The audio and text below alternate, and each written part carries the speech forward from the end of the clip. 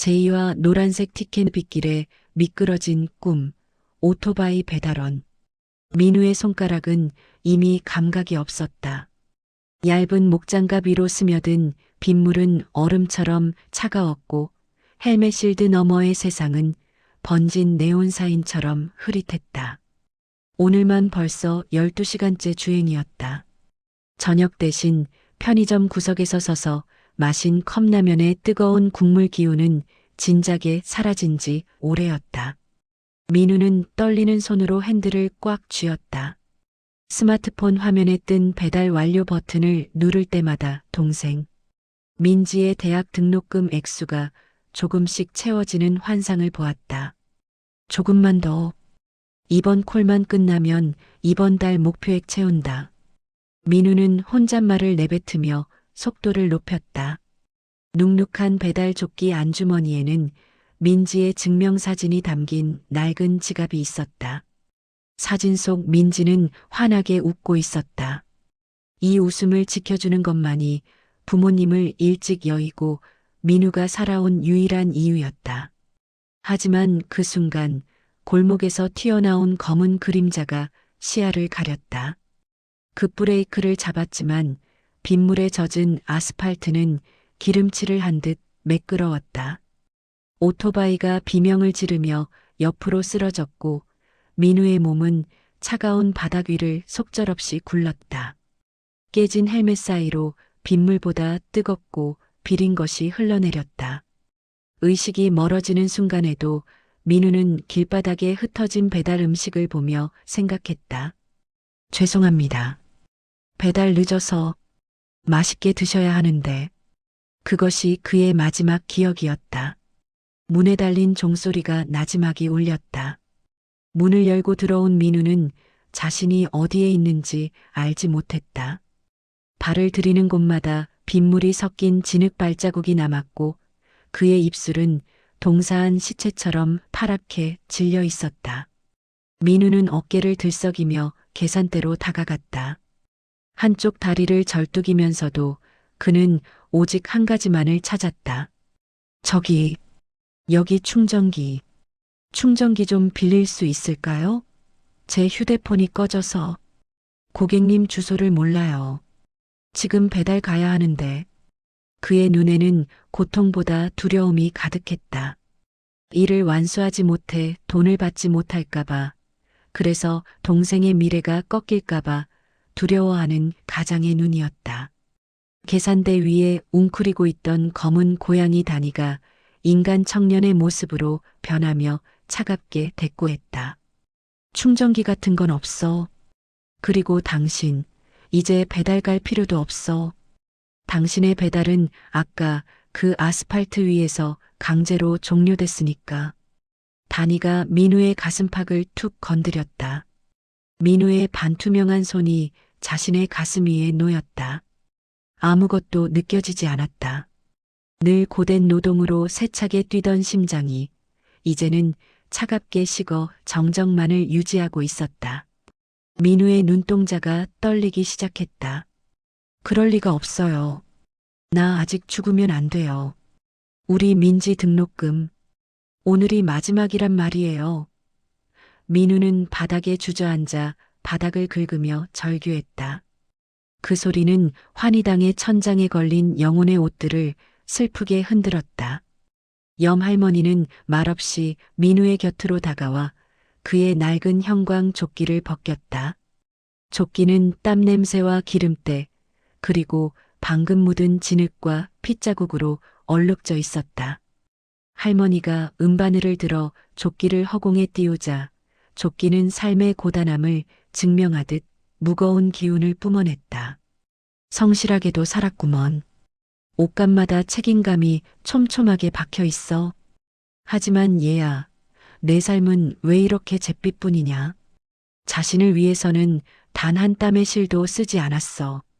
할머니의 말에 민우는 고개를 숙였다. 자신을 위해 옷 한 벌 산 적도 비싼 밥 한 끼 먹은 적도 없었다. 그때 다니가 조끼의 솔기 부분을 가리키며 소리쳤다. 할머니, 이것 보세요. 여기 안쪽에 금빛 실이 보여요. 할머니가 돋보기를 쓰고 자세히 살피자 조끼 안쪽에서 은은한 광채가 뿜어져 나왔다. 그것은 민우가 이승에서 뿌린 친절의 흔적이었다. 민우는 배달을 할 때마다 비대면 문 앞에 음식을 놓으며 마음속으로 기도했었다. 엘리베이터가 고장나서 힘들었지만 이 음식을 드시는 분은 기분 좋은 밤이 되시길. 비가 와서 눅눅해졌을 텐데 그래도 드시고 힘내시길. 자신은 빗물 섞인 컵라면을 먹으면서도 타인의 식탁에는 온기가 깃들길 바랐던 그 투박한 축복들이 조끼의 안감에 황금색 실이 되어 촘촘히 박혀 있었다. 염할머니는 감탄하며 미소 지었다. 자신은 어둠 속을 달리면서도 남들에게는 빛을 보냈구먼. 이건 아주 귀한 티켓이 나오겠어. 할머니의 음바늘이 허공을 몇 번 휘젓자 잿빛 연기가 걷히고 선명한 노란색 티켓 한 장이 민우의 손바닥 위로 떨어졌다. 민우는 눈물을 닦으며 티켓을 바라보았다. 이게 행운의 티켓인가요? 이걸로 우리 민지 등록금을 낼 수 있나요? 단순히 돈 몇 푼을 주는 게 아니란다. 이건 귀인의 행운이야. 내가 세상에 뿌린 따뜻한 마음들이 이제 자석이 되어 내 동생에게로 돌아갈 게야. 내 동생 곁에 너처럼 따뜻한 사람들이 모여들고 절망의 순간마다 기적 같은 손길이 닿게 될 거다. 할머니의 설명에 민우는 비로소 참았던 울음을 터뜨렸다. 자신이 없어도 동생이 혼자가 아닐 거라는 사실이 그 어떤 보상보다 컸다. 민우는 티켓을 가슴에 품고 할머니와 다니에게 깊이 머리 숙여 인사했다. 감사합니다. 정말 감사합니다. 이제야 마음 편히 갈 수 있을 것 같아요. 민우의 몸이 점점 투명해지며 빛의 가루로 변하기 시작했다. 그는 마지막으로 동생 민지의 방을 향해 손을 뻗었다. 꿈에서라도 동생을 한 번만 더 안아주고 싶었다. 민지야, 오빠가 미안해. 그리고 오빠가 끝까지 지켜줄게. 넌 절대 혼자가 아니야. 민우의 영혼이 노란 나비가 되어 가게 문틈으로 빠져나가 밤하늘 속으로 사라졌다. 다니는 그 뒷모습을 보며 코끝을 찡그렸다. 에휴, 저 바보. 저승갈 운까지 몽땅 동생한테 주고 가네. 민지는 오빠의 낡은 배달 조끼를 끌어안고 멍하니 벽을 바라보고 있었다. 통장 잔고는 바닥이었고 당장 내일이면 집을 비워줘야 했다. 오빠가 없는 세상은 차가운 빗속과 같았다. 오빠, 나 이제 어떻게 살아? 나 대학 안 가도 되니까 그냥 돌아오면 안 돼? 그때 닫힌 창문 틈으로 노란 나비 한 마리가 날아들어와 민지의 어깨에 살포시 앉았다. 신기하게도 나비가 닿은 곳마다 온기가 느껴졌다. 동시에 민지의 휴대폰이 진동했다. 대학 장학팀에서 온 연락이었다. 강민지 학생, 강민우님의 사연을 들은 배달 동료들과 시민들의 모금, 그리고 익명의 독지가가 기탁한 희망 장학금 대상자로 선정되었습니다. 4년간 등록금 전액과 생활비를 지원해 드릴 예정입니다. 민지는 휴대폰을 꽉 쥔 채 오열했다. 그것은 오빠가 목숨과 맞바꾸어 보내준 마지막 선물이었다. 오빠가 배달하던 그 험한 길 위에서 만났던 수많은 사람이 이제는 민지의 곁에서 버팀목이 되어주고 있었다. 같은 시간 새벽 2시 30분의 환희당. 염할머니는 새로운 음바늘을 들고 창밖을 내다보았다.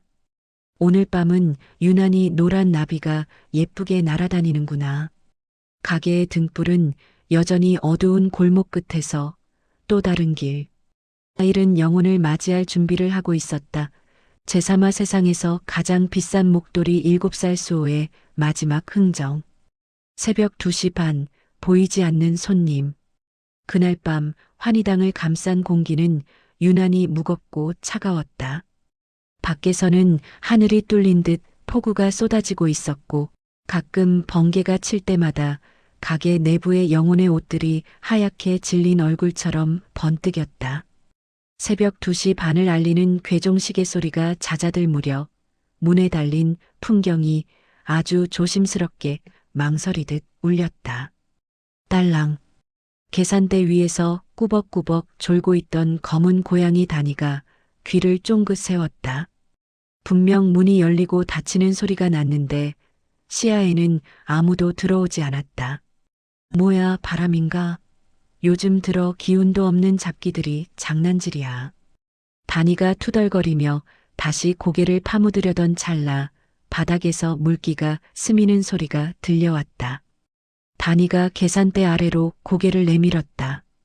그리고 그곳에서 다니는 수백 년간 환희당을 지키며 단 한 번도 본 적 없는 기이하고도 가슴 아픈 존재와 마주했다. 그곳엔 아주 작은 아이가 서 있었다. 기껏해야 7살이나 되었을까? 무릎이 다 늘어난 낡은 내복바람에 제 몸집만 한 새빨간 털실 목도리를 목이 졸릴 만큼 칭칭 감고 있는 사내아이였다. 아이는 머리부터 발끝까지 비에 젖어 물에 빠진 생쥐꼴을 하고 있었고 작은 몸을 사시나무 떨듯 바들바들 떨고 있었다. 입술은 핏기 하나 없이 하얗게 질려 파르라니 떨렸다. 아이는 두 손으로 목도리 자락을 생명줄처럼 꼭 쥔 채 겁에 질린 큰 눈으로 가게 안을 두리번거렸다. 그러다 자신을 내려다보는 다니와 눈이 마주치자 아이는 흠칫 놀라 한 발짝 뒤로 물러섰다. 안쪽에서 바느질하던 염 할머니도 이상한 기운을 감지하고 손을 멈췄다. 바늘땀을 뜨던 할머니의 손끝이 미세하게 떨렸다. 다니야, 손님이 오신 게냐? 기척이 이리도 희미해서야 원. 할머니가 돋보기 안경 너머로 출입구 쪽을 바라보았다. 할머니의 눈이 크게 뜨였다. 저승의 문턱인 이곳에 아직 삶의 때가 묻지도 않은 어린아이가 제 발로 찾아온 것이다. 아이는 모기만 한 목소리로 그러나 간절함을 담아 물었다. 저기요. 아저씨, 여기가 눈 고치는 병원 맞나요? 우리 할미가 앞이 캄캄해서 그래서 제가 왔는데요. 아이는 이곳이 저승길의 정거장이라는 사실을 전혀 모르는 눈치였다. 그저 동네 어귀에 있는 병원쯤으로 생각하는 듯했다. 염 할머니는 차마 자리에서 일어나지 못하고 떨리는 손으로 안경을 고쳤으며 아이를 바라보았다. 가슴 한구석이 쿵하고 내려앉는 기분이었다. 아가, 너 여기가 어딘 줄 알고 온 게냐? 엄마 아빠는 어디 있고 이 밤에 혼자. 수호는 할머니의 물음에는 대답도 않고 다급하게 가게 안으로 들어와 할머니의 옷자락을 붙잡았다. 아이의 손은 얼음장처럼 차가웠다. 할머니가 의사 선생님이에요. 제발요, 우리 할미 눈 좀 고쳐주세요. 할미가 눈이 안 보여서 자꾸 넘어져요. 어제도 문지방에 걸려서 무릎이 다 까졌어요. 내가 호호해줬는데도 계속 아프대요. 수호는 닭똥 같은 눈물을 뚝뚝 흘리며 애원했다. 내가 돈은 없는데요. 이 목도리 줄게요. 이거 우리 할미가 만들어준 건데 진짜 따뜻하고 비싼 거예요. 이거 주면 약 주실 수 있어요? 수호는 고사리 같은 손으로 목에 감긴 빨간 목도리를 풀기 시작했다. 앞이 보이지 않는 할머니가 더듬거리는 손으로 짠 탓에 목도리는 코가 빠져 엉성하고 여기저기 구멍이 숭숭 뚫려 있었다. 털실은 낡아서 보풀이 잔뜩 일었고 흙탕물에 젖어 퀴퀴한 냄새까지 났다. 하지만 그것이 수호가 가진 전 재산이었다. 그 모습을 지켜보던 다니가 더는 참지 못하고 인간 청년의 모습으로 변해 아이의 앞을 막아섰다. 다니의 표정은 전에 없이 딱딱하게 굳어 있었다. 꼬맹아, 잘 들어. 여긴 병원이 아니야. 그리고 너 지금 아픈 게 아니야. 다니는 아이의 젖은 어깨를 잡아 자신의 눈을 똑바로 바라보게 했다. 너 죽었어. 기억 안 나? 아까 저 아래 사거리 횡단보도에서 트럭이 달려올 때 수호의 동작이 딱 멈췄다. 목도리를 풀던 작은 손이 허공에서 길을 잃었다. 아이의 큰 눈망울에 담겨있던 병원에 대한 기대감이 순식간에 공포와 혼란으로 뒤바뀌었다. 잊고 있었던 마지막 기억이 폭우처럼 아이를 덮쳤다. 비 오는 밤 할머니의 지팡이가 도로 한복판으로 굴러갔고 그것을 주우러 뛰어들던 자신과 눈을 멀게 하던 트럭의 헤드라이트 불빛, 쾅 하는 굉음과 함께 몸이 붕 뜨던 감각. 아, 맞다. 아팠어요. 진짜 많이 아팠는데. 수호가 중얼거렸다. 그런데 다음 순간 아이의 입에서 나온 말은 자신의 죽음에 대한 공포가 아니었다. 아이는 바닥에 주저앉아 서럽게 울음을 터뜨렸다. 그럼 나 이제 집에 못 가요? 안 되는데. 나 없으면 우리 할미 밥은 누가 차려줘요? 할미 눈 안 보여서 라면 물도 못 맞추는데. 내가 없으면 우리 할미는 어떡해요? 할미 불쌍해서 어떡해. 7살 아이의 울음소리라고는 믿을 수 없을 만큼 처절한 통곡이 환희당의 높은 천장을 때렸다. 자신의 죽음보다 홀로 남겨질 할머니 걱정이 앞선 아이의 울음에 할머니는 차마 아이를 보지 못하고 고개를 돌려 소매로 눈물을 훔쳤다. 할머니는 애써 목소리를 가다듬고 아이에게 다가갔다. 아가, 울지 마라. 그래. 내가 가져온 그 귀한 목도리, 내가 한번 보자꾸나. 그걸로 내 할머니를 도울 방법이 있을지도 모르니. 할머니의 말에 수호는 울음을 뚝 그치고 희망에 찬 눈으로 젖은 목도리를 내밀었다. 할머니가 음바늘을 들어 올리자 흙탕물과 아이의 눈물로 얼룩진 낡은 빨간 목도리가 허공으로 떠올랐다.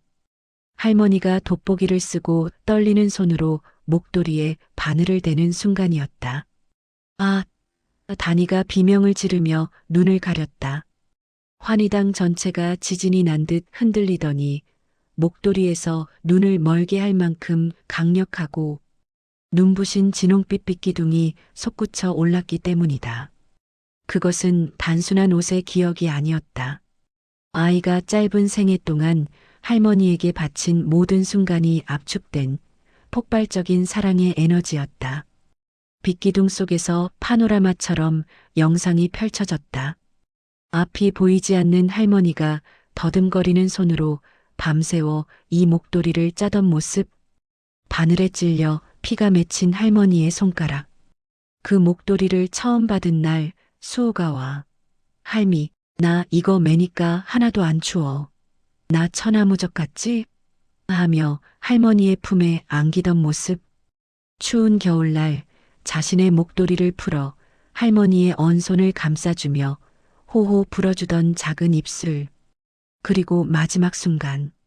비 오는 횡단보도에서 할머니가 놓친 지팡이가 도로로 굴러가자 할머니가 넘어질까봐, 할머니가 슬퍼할까봐 주저없이 차도로 뛰어들던 작은 뒷모습. 트럭의 경적 소리와 함께 작은 몸이 공중으로 튀어오르던 그 참혹한 순간까지도 수호의 손은 할머니의 지팡이를 향해 뻗어 있었다. 할머니는 솟구치는 눈물을 주체하지 못하고 털썩 주저앉았다. 세상에, 이 어린 것이 제 목숨을 실타래 삼아 할미의 앞길을 밝히려 했구나.